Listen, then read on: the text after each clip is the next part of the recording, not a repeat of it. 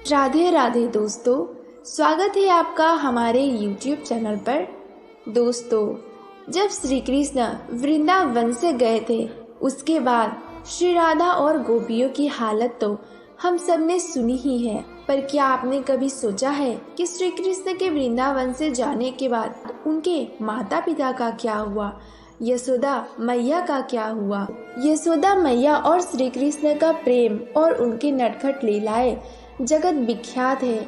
लेकिन जब माता यशोदा को श्री कृष्ण से विरह मिली तो उनका क्या हालत हुआ, आज के इस वीडियो में हम इसी बारे में विस्तार सहित चर्चा करेंगे।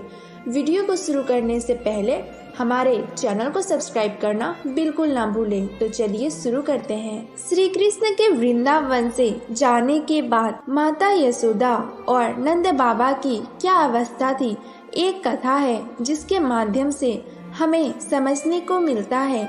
जिसके हिसाब से एक बार की बात है, महाभारत युद्ध से पहले श्री कृष्ण ने उद्धव को वृंदावन भेजा था मैया यशोदा से मिलने हेतु और उनका हाल चाल पूछने के लिए। वृंदावन में आने के बाद नंद बाबा के घर के बाहर जब उद्धव ने आवाज लगाई तो अंदर से एक दुबला पतला आदमी बाहर आता है और उसकी आंखें अंदर की ओर धसी हुई होती है और वो कहता है, हाँ बोलिए, मैं ही नंद हूँ। नंद जी को देखकर उद्धव अपना परिचय देते हुए बताते हैं कि वो उद्धव है, श्री कृष्ण का मित्र। इसके बाद नंद बाबा उनको अंदर बुलाते हैं, उनको बिठाते हैं और कहते हैं कि तुम बड़े दूर से आए हो, मैं तुम्हारे लिए कुछ खाने का प्रबंध करता हूँ। नंद बाबा उद्धव के लिए खाने का प्रबंध करने जाते हैं। फिर उद्धव रसोई घर की तरफ देखते हैं कि क्या है रसोई घर में, लेकिन ये क्या, रसोई घर में तो जाले लगे हुए हैं, जैसे श्री कृष्ण के जाने के बाद से उस घर में कुछ पका ही ना हो। इसके बाद नंद बाबा खाने का प्रबंध कर उद्धव के पास आते हैं। इसके बाद जब नंद बाबा उद्धव के पास आते हैं और बैठते हैं तो उद्धव नंद बाबा को श्री कृष्ण का संदेश बताते हुए कहते हैं कि नंद बाबा, आप बहुत ही ज्यादा सौभाग्यशाली हैं कि आप स्वयं परम पिता परमेश्वर ने, श्री कृष्ण ने, ये तीनों लोगों का स्वामी ने आपके घर में जन्म लिया। लेकिन वो किसी का पुत्र नहीं है, वो तो भगवान है। ये उनकी लीला थी, उन्होंने आपके यहाँ जन्म लेने का फैसला किया। ये तो उनकी महानता थी। आप कृपया करके ये विलाप करना छोड़ दें और ज्ञान के मार्ग पर चले।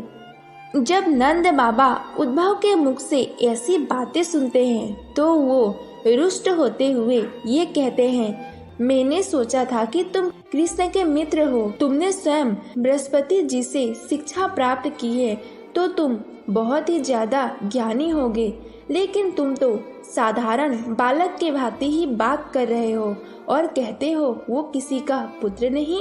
नंद बाबा आगे बताते हैं, वृंदावन की गोपियाँ कन्हैया को चिढ़ाते हुए कहती थी, मैया यशोदा गोरी, नंद बाबा गोरा, बलराम दाऊ गोरे, तू कहाँ से आ गया, इनमें काला कलोटा। उस वक्त कन्हैया आकर घर पर बहुत रोता था और अपनी मैया से कहता था कि तुम जाकर कह दो उनसे मैं तुम्हारा पुत्र हूँ और तुम कहते हो कि वो मेरा पुत्र नहीं। उसके बाद नंद जी कहते हैं, ठीक है चलो मान लिया वो भगवान लगते हैं, पर तुमको क्या लगता है तुम्हारे ये कहने से मेरा दुख कम हो जाएगा या खत्म हो जाएगा? अरे मुझे तो लगता था अब तक जो भी हो रहा है भगवान भरोसे चल रहा है, लेकिन तुमने उसे भगवान कहकर मेरी वो उम्मीद भी छीन ली। मुझे लगता था एक न एक दिन भगवान की कृपा होगी और मैं अपने पुत्र से मिल जाऊंगा, लेकिन अगर वही भगवान है तो इसका मतलब भगवान ने ही हमारा त्याग कर दिया है। अब बोलो मैं क्या करूं? इसके बाद नंद बाबा कहते हैं कि उद्धव, तुमने कृष्ण को भगवान कहकर हमारी ये जीने की इच्छा भी खत्म कर दी है। और इतने में ही मैया यशोदा अंदर से आती है और देखती है कि नंद बाबा किसी से बात कर रहे हैं और अचानक से उद्धव को देखकर उनको ऐसा लगता है कि उद्धव कृष्ण है, कन्हैया कन्हैया कहकर दौड़ती हुई आती है। लेकिन नंद बाबा कहते हैं ये कन्हैया नहीं है, ये उसका मित्र है, ये उद्धव है। उद्धव मैया यशोदा को बताते हैं कि श्री कृष्ण उनको कितना ज्यादा याद करते हैं। वो तो मथुरा में गोरस से बना कोई सामान भी ग्रहण नहीं करते, ना ही वो गोरस ग्रहण करते हैं। वो कहते हैं मुझे मेरी मैया की याद आती है, मुझे मेरी वृंदावन की बहुत याद आती है।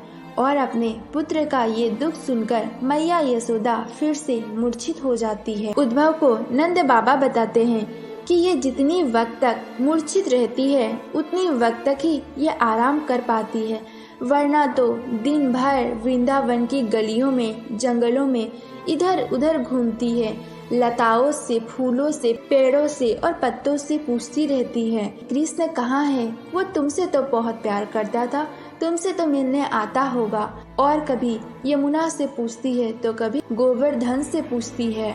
नंद बाबा आगे बताते हैं कि वो घर घर जाकर एक एक गोपियों से पूछती है मुझे मेरे कन्हैया को वापस कर दो, मैं तुमको ये वचन देती हूँ कि वो कभी माखन चोरी नहीं करेगा, वो कभी कोई शरारत नहीं करेगा। मैया यशोदा और नंद बाबा का ये दुख सुनकर उद्धव की आंखें भर आती है। उद्धव उल्टे पांव वहाँ से प्रस्थान करते हैं और सीधा श्री कृष्ण के पास आ जाते हैं। उद्धव आकर श्री कृष्ण से कहते हैं कि आप बहुत ही ज्यादा निर्दयी हैं, क्या हालत हो रखी है उन सब की, आप क्यों वापस नहीं जाते। इसके बाद उद्धव को श्री कृष्ण बताते हैं कि तुमको क्या लगता है कि मैं क्यों नहीं जाता हूँ, मेरे सारे संबंधी और सारे सगे वृंदावन में ही है और उधर जरासन घात लगाए बैठा है। अगर उसको तनिक भी ज्ञात हुआ कि मेरे परिजन वृंदावन में हैं, तो वो उनको बार बार परेशान करेगा। श्री कृष्ण कहते हैं कि मैं नहीं चाहता कि मेरी वजह से मेरे परिजनों पर कोई भी संकट आए। और तुमको क्या लगता है जब मैया इधर उधर जंगल में भटक कर गोवर्धन किनारे, यमुना किनारे मुझे ढूंढते ढूंढते मूर्छित हो जाती है, तो उस वक्त उसको उठाकर घर तक कौन ले जाता है? मैं लेकर जाता हूँ, मैं हमेशा ही उनका ख्याल रखता हूँ। इस तरह बीता करती थी मैया यशोदा और नंद बाबा का जीवन। श्री कृष्ण का वृंदावन से जाने के बाद कृष्ण विरह में गोपिया और श्री राधा का तड़प जिस प्रकार था, उसी प्रकार नंद बाबा मैया यशोदा का था और वृंदावन वासियों का भी दुख कुछ कम नहीं था।